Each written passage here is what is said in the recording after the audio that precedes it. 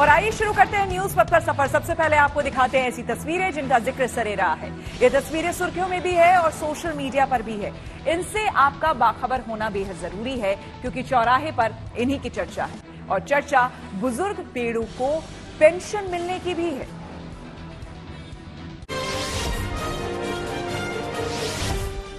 देश में पहली बार पेड़ों को पेंशन दी गई। दरअसल हरियाणा के करनाल में 120 पेड़ों को पेंशन फंड जारी किया गया। प्राणवायु देवता योजना के तहत जिले के 75 से 150 साल तक के इन पेड़ों को वन विभाग ने पहले साल की 2750 रूपए पेंशन जारी की। विभाग की ओर से अलग अलग पंचायतों में इसको लेकर जांच पड़ताल की गई। इसके बाद करीब 3.25 लाख रूपए आवंटित किए गए। सरकार ने पुराने पेड़ों की साझा विरासत को बचाने और पर्यावरण संरक्षण के मकसद से ये योजना लागू की। साथ ही से पुराने पेड़ों की देखभाल करने वाले मालिकों को प्रोत्साहन मिलेगा और दूसरे लोग भी ऑक्सीजन देने वाले पेड़ लगाने के लिए प्रेरित होंगे।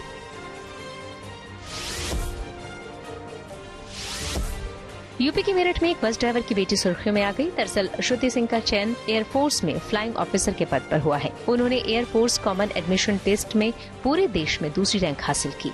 वो इस कामयाबी का पूरा श्रेय अपने माता पिता और अपने गुरु कर्नल राजीव देवगन को देती हैं। श्रुति के पिता केपी सिंह यूपी परिवहन निगम में ड्राइवर के पद पर तैनात हैं।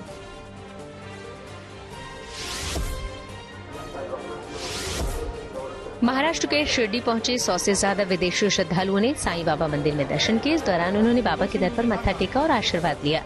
ये भक्त जर्मनी, ऑस्ट्रिया, रूस, स्विट्जरलैंड, यूके और मलेशिया समेत कई देशों से आए थे। इन विदेशी भक्तों ने साईं बाबा को शांति का दूत बताया।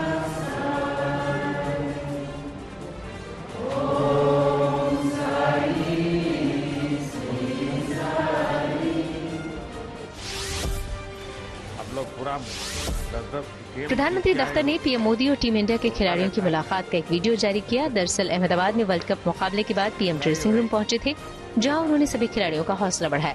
इस दौरान प्रधानमंत्री ने रोहित कोहली और दूसरे खिलाड़ियों से बात की। साथ ही मोहम्मद शमी को गले लगाया और उनके शानदार प्रदर्शन की भी तारीफ की। पीएम ने खिलाड़ियों से कहा कि निराश होने की जरूरत नहीं है, ऐसा होता रहता है। इसके अलावा प्रधानमंत्री ने सभी खिलाड़ियों को दिल्ली आने का न्योता भी दिया। इस मुलाकात के समय गृह मंत्री अमित शाह भी वहाँ मौजूद रहे। मेरी तरफ से निमंत्रण है आपको।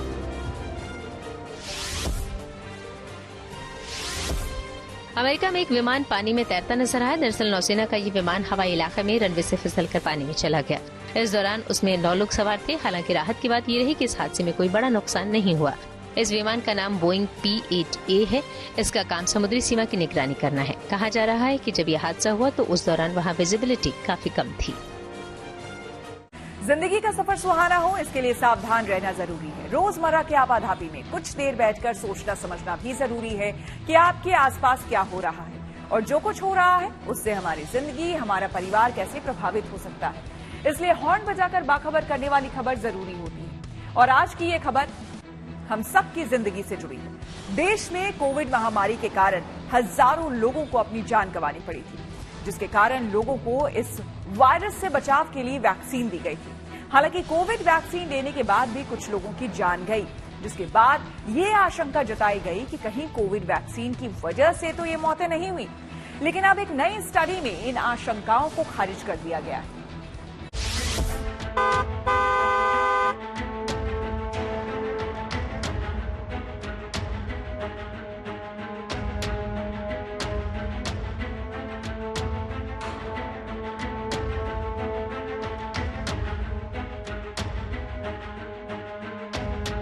कभी कोई गरबा खेलते हुए अचानक बेसुध होकर गिर पड़ा, तो कोई जिम में सेहत बनाने की धुन में अचानक जान से हाथ धो बैठा।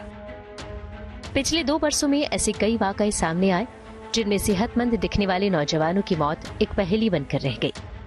कोई डांस करते हुए अचानक गिर पड़ा, तो कभी हल्की वर्जिश से ही किसी के दिल की रफ्तार थम गई। मशहूर गायक केके को स्टेज शो के दौरान बेचैनी महसूस हुई और अस्पताल ले जाते वक्त उन्होंने इस दुनिया को अलविदा कह दिया। कन्नड़ फिल्म स्टार पुनीत राजकुमार को जब 46 साल की उम्र में दिल का दौरा पड़ा तो पूरी दुनिया हैरान हो गई। मलयालम टीवी एक्ट्रेस डॉक्टर प्रिया को हाल ही में अचानक दिल का दौरा पड़ा और वो इस दुनिया को हमेशा के लिए छोड़कर चली गई। अचानक होने वाली इन मौतों से दुनिया के साथ साथ मेडिकल साइंस के सामने भी सवालों का अंबार खड़ा हो गया। सवाल यही कि आखिर इन मौतों की असल वजह क्या है। मुझे नहीं लगता कि बिकॉज ऑफ कोविड या कोविड वैक्सीनेशन की वजह से सडन डेथ हुई है। अगर आप आंकड़ा डेटा ढंग से एनालिसिस करें तो जिन लोगों की भी डेथ हुई, चाहे वो जिम में वर्कआउट करते वक्त हुआ हो, चाहे वो वॉक करते हुए हो, चाहे वो रनिंग करते वक्त हुई है, या चाहे वो अधिकतर यंग एडल्ट रहे हो, उसका सबसे बड़ा कारण था कि कोविड का टाइम एक ऐसा टाइम था कि लोग घरों में बैठते थे और इम्यूनिटी हर आदमी अपने हेल्थ को लेकर के बहुत ज्यादा एक्स्ट्रा अवेयर हो रहा था और उस चक्कर में लोगों ने ओवर एक्सरसाइज करना शुरू किया। अदर देन दैट, जब ओवर एक्सरसाइज करते हैं तो आपको वाटर इनटेक प्रचुर मात्रा में होना चाहिए। सडन जो डेथ हुई है वो severe water dehydration, water deficiency and over exercise और सडनली डाइटरी रेस्ट्रिक्शन की वजह से। सवाल गहरे हों तो आशंकाओं के बादल हर तरफ बिखरने लगते हैं। ऐसी ही एक आशंका कोविड वैक्सीन को लेकर भी हो गई। सबूत तो कुछ नहीं थे, लेकिन लोगों को डर सताने लगा कि कहीं अचानक होने वाली मौतों के पीछे वजह कोविड वैक्सीन ही तो नहीं है। लोगों को लगने लगा कि वैक्सीन के बाद ही ऐसे मामले ज्यादा सामने आ रहे हैं। ये आशंका भी बेवजह नहीं थी। जब पूरी दुनिया कोविड के साए में जीने को मजबूर थी तो हिंदुस्तान ने वैक्सीन बनाने के लिए बुलेट रफ्तार से काम किया। बेहद कम वक्त में एक नहीं बल्कि कोविड को परास्त करने वाली कई वैक्सीन तैयार कर ली गई। लोगों की जान बचाने के लिए वैक्सीन को जल्द से जल्द तैयार करना था, लिहाजा वैक्सीन विकसित करने के कुछ पैमानों में थोड़ी रियायत भी बरती गई। बस यहीं से आशंकाओं का एक ऐसा सिरा निकला जो अचानक हुई मौतों को वैक्सीन से जोड़ने लगा। तस्वीर साफ नहीं थी, लिहाजा देश के स्वास्थ्य मंत्री ने भी नौजवानों को बहुत ज्यादा एक्सरसाइज से बचने की सलाह दी। ऐसे हमारे हमने एक डिटेल स्टडी કર્યો છે। એ डिटेल स्टडी એવું કહી રહ્યો છે કે જે લોકોને સિવિયર કોવિડ થયો હોય અને એનો સમય જાજો ન થયો હોય એવી સ્થિતિની અંદર એમણે અધિક પરિશ્રમ નહીં કરવો જોઈએ। એમણે પોતાની સેહતનું સખત મહેનત, સખત દોડવું, સખત એક્સરસાઇઝ કરવી એવા કામોથી એક ચોક્કસ ટાઈમ માટે यानी कि शॉर्ट टाइम માટે 1-2 વર્ષ માટે दूर રહેવું જોઈએ ताकि हार्ट अटैक ની घटनाથી बची शकाय। सवाल गहराने लगे तो आखिरकार आशंकाओं के इन बादलों को छांटने के लिए ICMR ने एक स्टडी कराने का फैसला किया। अब इस रिसर्च के नतीजे सामने आ गए हैं और वैक्सीन को लेकर चल रही तमाम आशंकाओं पर ब्रेक लग गया है। Indian council for medical research ने साफ कर दिया है कि कोविड की वैक्सीन का अचानक हुई मौतों से कोई वास्ता नहीं है। यानी भारत में लोगों को लगी कोविड वैक्सीन पूरी तरह सेफ है और इस वैक्सीन का दिल की सेहत पर कोई बुरा असर नहीं पड़ता है। ICMR के मुताबिक अचानक होने वाली मौतों की वजह वैक्सीन नहीं बल्कि कुछ और ही है। ICMR की ये रिसर्च 18 से 45 साल के लोगों पर की गई। 1 अक्टूबर 2021 से लेकर 31 मार्च 2023 के मामलों को रिसर्च में शामिल किया गया। इस रिसर्च के लिए अचानक होने वाली 29,171 मौतों के आंकड़े जुटाए गए। इनमें से गहराई से शोध के लिए 729 मामलों को चुना गया। वैक्सीनेशन की वजह से लोग बचे हैं, ये मेरा एक क्लियर कट इसमें है। यस, ICMR ने इसकी अभी पुष्टि की है, जो बहुत बड़ा एक साइंटिफिक रिसर्च के बेस पे कहा गया है और बहुत बड़ा एक लोगों में भी एक एहसास कराएगा कि वैक्सीन लोगों के लिए फायदे के लिए। अपने रिसर्च में ICMR ने पाया कि नौजवानों की अचानक हुई मौत का कोई भी सिरा कोविड वैक्सीन से नहीं जुड़ रहा था। इस स्टडी के मुताबिक किसी सेहतमंद नौजवान को अचानक पड़े दिल के दौरे की बड़ी वजह खराब लाइफस्टाइल से जुड़ी हो सकती है। ICMR के मुताबिक फैमिली की मेडिकल हिस्ट्री, कोविड की लहर के दौरान गंभीर संक्रमण, ज्यादा नशा या शराब का सेवन अचानक होने वाली मौतों के लिए ज्यादा जिम्मेदार हो सकता है। ICMR की रिसर्च पूरे देश के लिए राहत का एक पैगाम है। इस रिसर्च ने उन तमाम सवालों पर विराम लगा दिया जो पिछले 2 वर्षों से लोगों के मन में घूम रहे थे। भारत की वैक्सीन पहले ही पूरी दुनिया में अपनी काबिलियत का परचम लहरा चुकी है। अब इस बात पर भी मुहर लग गई कि ये वैक्सीन सिर्फ कोविड के खिलाफ सुरक्षा चक्र ही नहीं बल्कि सेहत के लिए भी पूरी तरह सेफ है। Bureau report, good news today. Jaipur में PM मोदी का रोड शो। आइए सीधे आपको लिए चलते हैं न्यूज एक्सप्रेसवे पर, जहां देश से जुड़ी कुछ और जरूरी खबरें कर रही हैं आपका इंतजार। बिहार में सरकारी नौकरियों और शैक्षणिक संस्थानों में नामांकन के लिए 75% आरक्षण का कानून लागू हो गया। सरकार के प्रस्ताव पर राज्यपाल राजेंद्र विश्वनाथ आर्लेकर ने अपनी मुहर लगा दी। हाल ही में इसे नीतीश सरकार ने विधानसभा से पास करवा लिया था।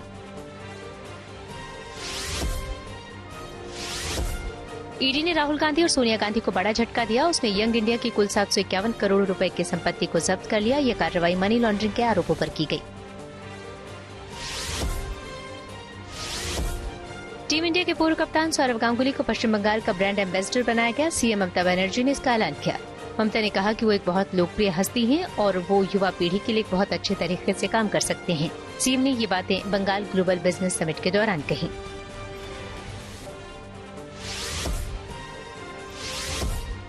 भारत और अमेरिका के बीच मेघालय के उमरोई में संयुक्त युद्धाभ्यास शुरू हो गया। इसका नाम वज्र प्रहार रखा गया है। ये भारत अमेरिका संयुक्त विशेष सशस्त्र बल के अभ्यास का 14वां सेशन है। भारतीय सेना की टुकड़ी का नेतृत्व पूर्वी कमान के विशेष बल के जवानों की ओर से, जबकि अमेरिका के सैन्य दल का प्रतिनिधित्व वहां के स्पेशल फोर्स ग्रुप के सैनिकों की ओर से हो रहा है। ये दोनों टुकड़ियां अब अगले करीब 3 हफ्ते तक आतंकवाद समेत कई चुनौतियों से निपटने का अभ्यास करेंगी।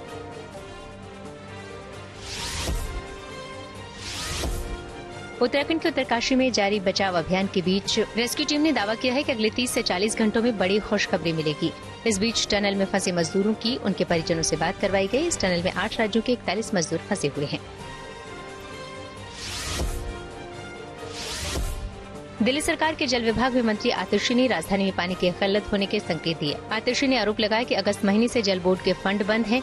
ऐसे में उन्होंने उपराज्यपाल वीके सक्सेना से तुरंत हस्तक्षेप करने की अपील की। वित्त मंत्री आतिशी के मुताबिक उनके लिखित आदेश के बाद भी फंड जारी नहीं किया जा रहा। इससे वेतन और रूटीन के कामों के लिए भी पैसे नहीं हैं। लिहाजा ठेकेदार भी काम करने से मना कर रहे हैं। खबरों के एक्सप्रेसवे से आगे रुक करते हैं सियासी ढाबे का, जहां आज बात होगी राजस्थान की। राजस्थान में मचे चुनावी घमासान के बीच आज कांग्रेस ने अपना घोषणा पत्र जारी कर दिया। कांग्रेस के चुनावी वादों में राज्य में जातीय जनगणना कराने और 5 साल में 10 लाख नौकरियां देने का वादा भी किया गया है। मतदान से 4 दिन पहले आए कांग्रेस के घोषणा पत्र पर बीजेपी ने तंज कसते हुए कहा है कि इनके घोषणा पत्र पर कोई भरोसा नहीं करता।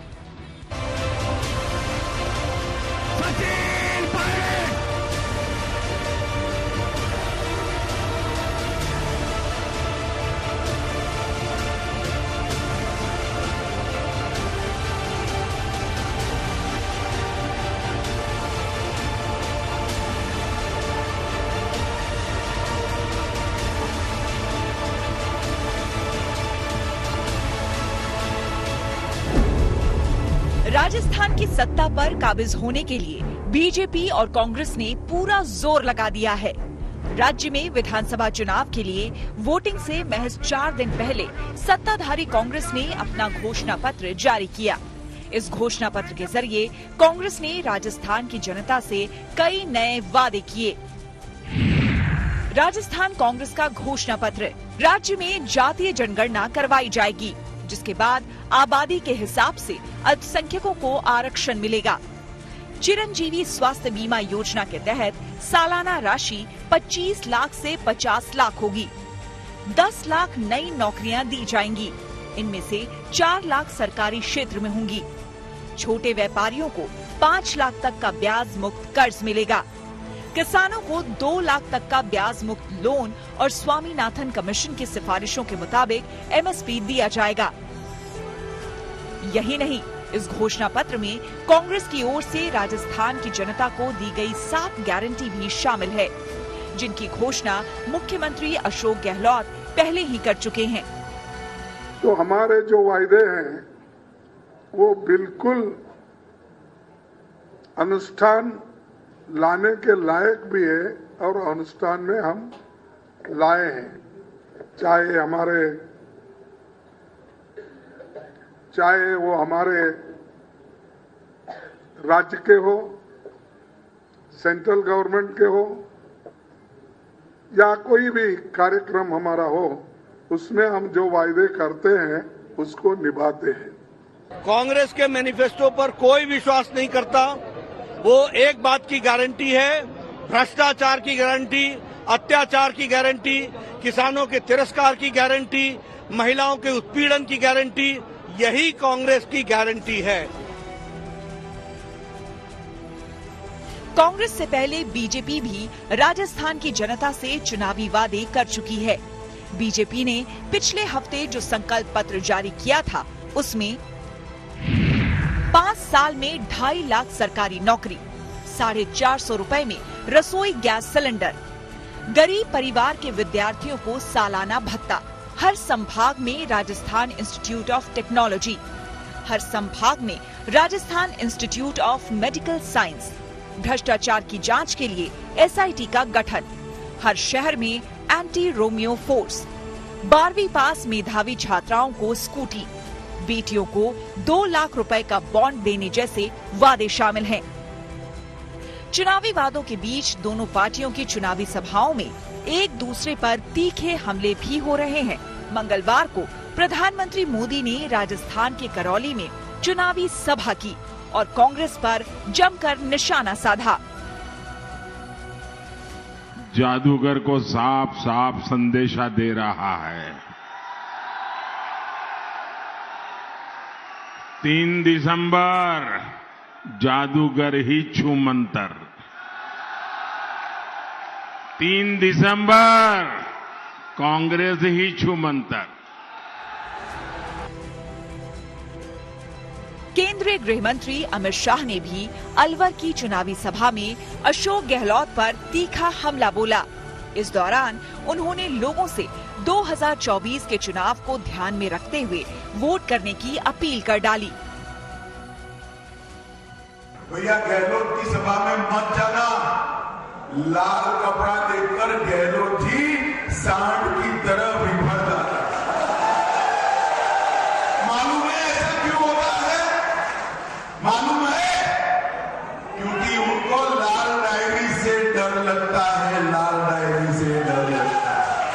लाल डायरी में इनके भ्रष्टाचार के सारे कारनामे हैं और हजारों करोड़ रुपए का भ्रष्टाचार गहलोत सरकार ने करा। उधर कांग्रेस नेता राहुल गांधी ने उदयपुर की सबसे हॉट सीट वल्लभ नगर में एक जनसभा को संबोधित किया। राहुल ने जातीय जनगणना के मुद्दे पर पीएम मोदी को घेरा। देश में आदिवासियों को, दलितों को, पिछड़ों को दर्द हो रहा है। लोगों को समझ नहीं आ रही बात, दर्द क्यों हो रहा है। इसलिए जाति जनगणना देश का एक्सरे है, यह पहला कदम है। अब मैंने यह पार्लियामेंट में बोला, नरेंद्र मोदी जी जाति जनगणना करिए। यूपीए के समय हमने आंकड़े निकाले थे, देश को दिखा दीजिए। उस दिन के बाद नरेंद्र मोदी जी के भाषण बिल्कुल बदल गए। जिस दिन मैंने जाति जनगणना की बात की, जिस दिन मैंने कहा कि ओबीसी की आबादी कितनी है, उस दिन के बाद नरेंद्र मोदी कहते हैं, भाइयों और बहनों, हिंदुस्तान में एक ही जात है, गरीब। राजस्थान में मतदान की तारीख नजदीक आने के साथ ही नेताओं में जुबानी जंग चरम पर पहुंच रही है। दोनों पार्टियों के नेता पूरी ताकत के साथ राजस्थान की जनता को अपने अपने पाले में करने में जुटे हैं। लेकिन जनता किसके साथ होगी, इसका फैसला 3 दिसंबर को मतगणना के बाद साफ हो जाएगा। Bureau report, good news today.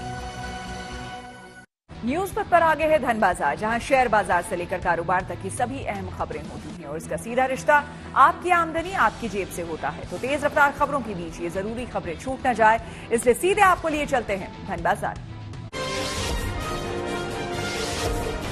हफ्ते के दूसरे कारोबारी दिन शेयर बाजार बढ़त के साथ बंद हुआ। सेंसेक्स 276 अंक चढ़कर 65,931 पर पहुंचा। वहीं निफ्टी भी 89 अंकों पर चढ़ी, ये 19,783 पर बंद हुआ। दिन में कारोबार के दौरान सेंसेक्स 427 अंक चढ़कर 66,082 पर पहुंच गया था। दिल्ली सराफा बाजार में सोने चांदी के भाव चढ़े। सोना 380 रुपए महंगा हुआ। अब दिल्ली में 10 ग्राम सोने की कीमत बढ़कर 62,150 रुपए पर पहुंची। वहीं चांदी की कीमत में भी उछाल आई, चांदी 100 रुपए महंगी हुई। इसके साथ ही अब दिल्ली में 1 किलो चांदी की कीमत 76,400 रुपए हो गई है। पश्चिम बंगाल में रिलायंस इंडस्ट्रीज अपना निवेश बढ़ाने पर विचार कर रही है। कंपनी के चेयरमैन मुकेश अंबानी ने कोलकाता में आयोजित इन्वेस्टर्स समिट में कहा कि पश्चिम बंगाल में करीब 45,000 करोड़ रुपए का निवेश किया गया है। अगले 3 सालों में कंपनी यहां और 20,000 करोड़ का निवेश करने की योजना बना रही है। चर्चा है कि इलेक्ट्रिक व्हीकल बनाने वाली एलन मस्क की कंपनी टेस्ला इंक की अगले साल भारत में एंट्री हो सकती है। भारत के साथ टेस्ला की मैन्युफैक्चरिंग फैक्ट्री कॉन्ट्रैक्ट डील आखिरी फेज में है। इस समझौते के बाद टेस्ला अगले साल से भारत में इलेक्ट्रिक कार बनाने के लिए फैक्ट्री लगा सकेगा। माना जा रहा है कि जनवरी में वाइब्रेंट गुजरात ग्लोबल समिट में इसकी घोषणा हो सकती है। अब रुक करते हैं प्रगति मार्ग का, जहां ऐसी खबरें हैं जो कि देश की तरक्की, प्रगति और लोगों की काबिलियत दिखाती है। अयोध्या और काशी के बाद अब मथुरा के बांके बिहारी मंदिर के कायाकल्प की तैयारी शुरू हो गई है। इलाहाबाद हाई कोर्ट से इसे हरी झंडी मिलने के बाद अब सरकार ने भी इसके लिए पूरी तरह से कमर कस ली है। जीएनटी के पास बांके बिहारी कॉरिडोर को लेकर सरकार का पूरा एक्शन प्लान है, यानी कि सरकार वहां क्या क्या करेगी, भक्तों के लिए क्या इंतजाम होंगे और कॉरिडोर तैयार होने के बाद मंदिर कैसा दिखेगा, ये सब हमारी इस खास रिपोर्ट में देखिए।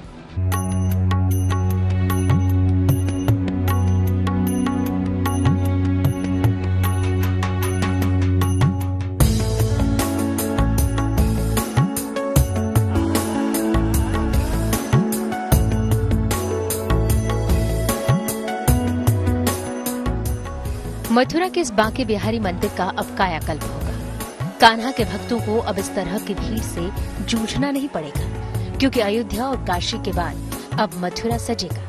अब कृष्ण भक्तों की आस पूरी होगी, क्योंकि यहाँ बनेगा बांके बिहारी मंदिर कॉरिडोर। इलाहाबाद हाईकोर्ट से यूपी सरकार की इस योजना को हरी झंडी मिल गई है।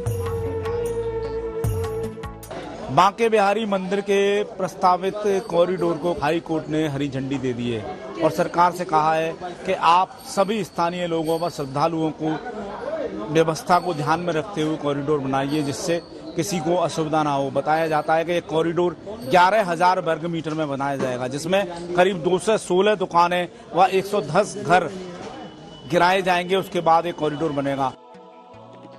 सरकार की योजना के मुताबिक अगर ये कॉरिडोर बनता है तो ये 5 एकड़ और 11,000 मीटर में फैला होगा। कॉरिडोर 2 मंजिला बनेगा। इस कॉरिडोर में परिक्रमा मार्ग भी बनाया जाएगा। इसका ऊपरी हिस्सा 11,600 वर्ग मीटर का होगा, जबकि निचला हिस्सा 11,300 वर्ग मीटर का। प्रस्तावित कॉरिडोर में श्रद्धालु बांके बिहारी मंदिर के साथ साथ मदन मोहन मंदिर और राधा वल्लभ मंदिर जैसे 4 और प्राचीन मंदिर के दर्शन भी कर सकेंगे। मंदिर प्रांगण में श्रद्धालुओं के लिए बैठने की व्यवस्था भी होगी। श्रद्धालुओं के लिए सामान घर, जूता घर, प्रसाधन और पीने के पानी की व्यवस्था होगी। साथ ही चिकित्सा और बच्चों की देखभाल की सुविधा भी होगी। भव्य और दिव्य गलियारा बनने के बाद एक बार में करीब 10,000 श्रद्धालु मंदिर परिसर में आ सकेंगे। लोग आएं और अच्छे से मंदिर का दर्शन करें, अपने ठाकुर को अच्छे से निहारें, इसके लिए कॉरिडोर ही एक विकल्प है, जिसके लिए माननीय उच्च न्यायालय ने निर्णय दिया है। हम उसकी सराहना करते हैं और साथ में हम उत्तर प्रदेश सरकार से ये उम्मीद करते हैं कि इस लाइन पर जल्दी से जल्दी काम हो, ताकि आगे आने वाले समय में लोगों को सुगमता से और सुविधापूर्वक दर्शन प्राप्त हों। कोर्ट के फैसले पर मथुरा की सांसद हेमा मालिनी ने खुशी जाहिर की और कहा कि इस कॉरिडोर को बनाते समय सबके हितों का पूरा ध्यान रखा जाएगा। हमें तो खुशी होती है कि इतना अच्छा काम हो गया है। अभी कॉरिडोर बनेगा और इतना रास्ता साफ हो जाएगा और अभी भक्तजन जितने भी आएंगे बांके बिहारी देखने का और अच्छी तरह से कंफर्टेबली एक दर्शन हो सकता है और बहुत सुंदर भी होगा, बहुत खूबसूरत होगा। और जिसको कुछ ऐसा सोच रही थी उनका क्या होगा, सबका अच्छा ही होगा, सबका भला होगा इसमें। वहीं कोर्ट के फैसले से श्रद्धालुओं में भी गजब का उत्साह है। बड़ा सराहनीय कदम है, प्रशासनिक सरकार का उचित होना चाहिए। अच्छी बात है, बनना चाहिए। फिर तो इतने सारे परेशान होते, सारे श्रद्धालु बहुत ज्यादा परेशान होते हैं यहाँ पे तो, और अच्छी बात है कॉरिडोर बनना चाहिए और जल्दी से जल्दी बनना चाहिए। श्रद्धालुओं के लिए तो बहुत बढ़िया है।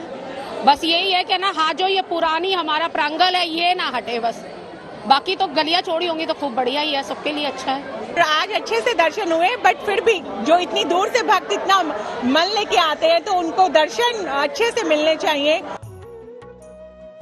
जाहिर है कॉरिडोर बनाने के लिए मंदिर के आसपास की जमीन चाहिए, जहां बड़ी तादाद में मकानें और दुकानें हैं। बताया जा रहा है कि इस कॉरिडोर के लिए 321 मकानों और दुकानों का अधिग्रहण किया जाएगा। इसके लिए सरकार 200 करोड़ रुपए का मुआवजा देगी। Madan Gopal Sharma, Mathura, good news today.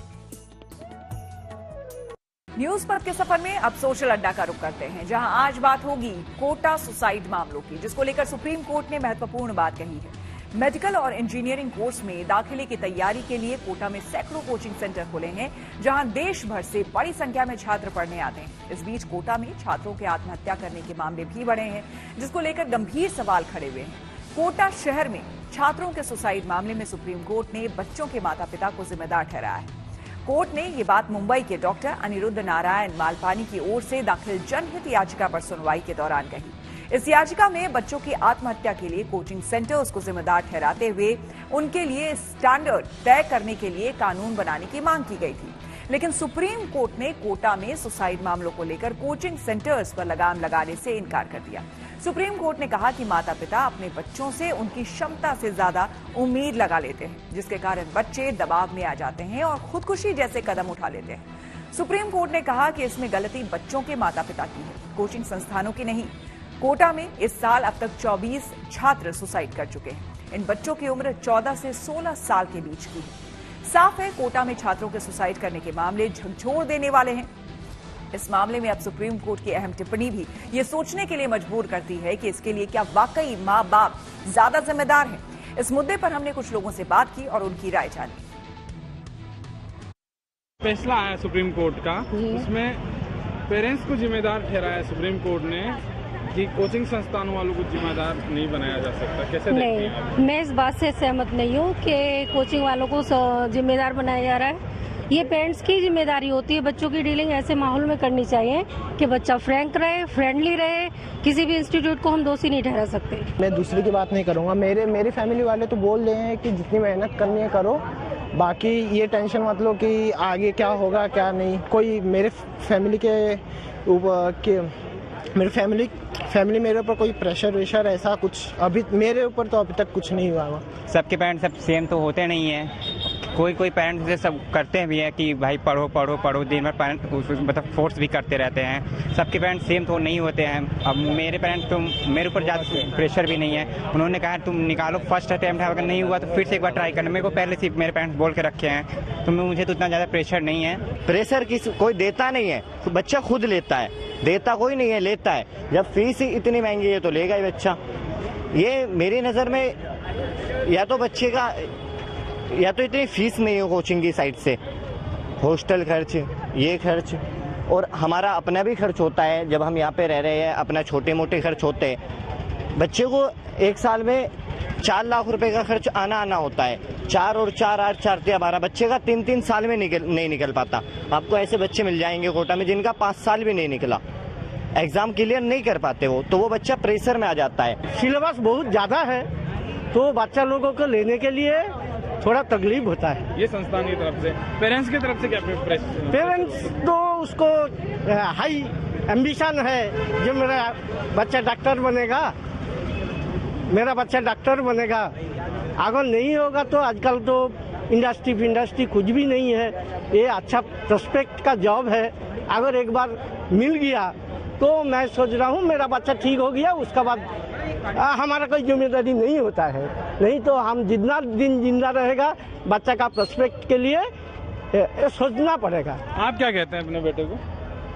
मैं बच्चे को बोल रहा हूँ थोड़ा ठीक से करो, जो होगा दिखाई जाएगा। पेरेंट्स जिम्मेदार नहीं है सर इसके लिए। पेरेंट्स का कोई प्रेशर नहीं रहता।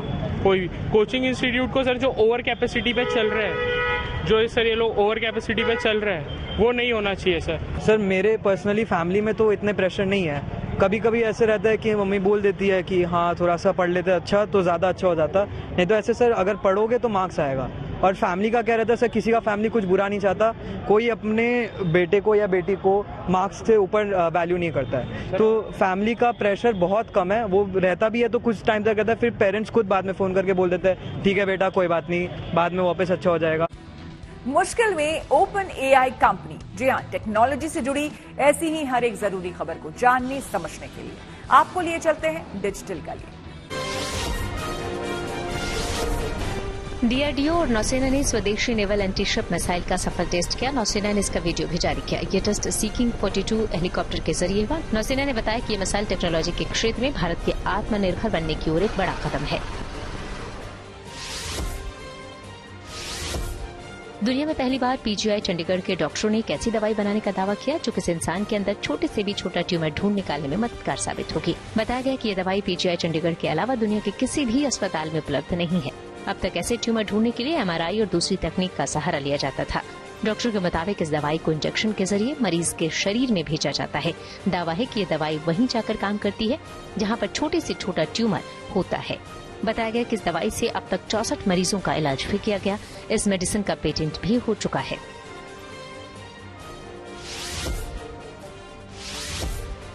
अमेरिकी आर्टिफिशियल कंपनी ओपन एआई की मुश्किल बढ़ गई। खबर है कि करीब 700 कर्मचारियों ने कंपनी छोड़ने की धमकी दे दी। इससे ओपन एआई के कामकाज पर असर पड़ सकता है। कहा जा रहा है कि कर्मचारी सैम ऑल्टमैन को सीईओ के पद से हटाने से खफा है। वैसे सैम ऑल्टमैन अब माइक्रोसॉफ्ट से जुड़ गए हैं। टीम इंडिया की T20 टीम हो गई है तैयार। तो खेल जगत की और खबरों को जानने के लिए आइए चलें खेल चक्कर। आईसीसी धीमी ओवर रेट पर काबू पाने को लेकर नया नियम लागू कर सकती है। दरअसल अब स्लो गेंदबाजी करने वाली टीम पर 5 रन का जुर्माना लग सकता है। इंटरनेशनल क्रिकेट काउंसिल की एक बैठक हुई। इसमें वो वनडे और T20 क्रिकेट में स्टॉप क्लॉक के नियम को लागू करने के लिए राजी हो गई है। इस नियम के मुताबिक अगर गेंदबाजी करने वाली टीम अपने पिछले ओवर के बाद 1 मिनट के अंदर अगला ओवर करने के लिए तैयार नहीं होगी तो पारी में ऐसा 3 बार करने पर 5 रन का जुर्माना लगाया जाएगा।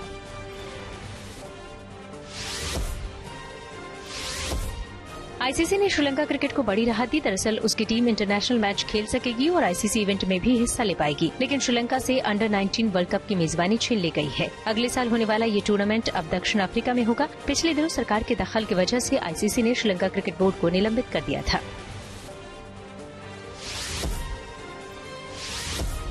पाकिस्तान क्रिकेट बोर्ड ने उमर गुल और सईद अजमल को बड़ी जिम्मेदारी दी। उसने उमर गुल को तेज गेंदबाजी कोच बनाया, जबकि सईद अजमल को स्पिनर्स की कोचिंग का जिम्मा सौंपा। पंकज आडवाणी ने कतर में खेली गई वर्ल्ड बिलियर्ड्स चैंपियनशिप अपने नाम कर ली। उन्होंने फाइनल में अपने ही देश के सौरभ कोठारी को हराया। हालांकि शुरुआत में आडवाणी पिछड़ गए थे, लेकिन फिर उन्होंने वापसी की।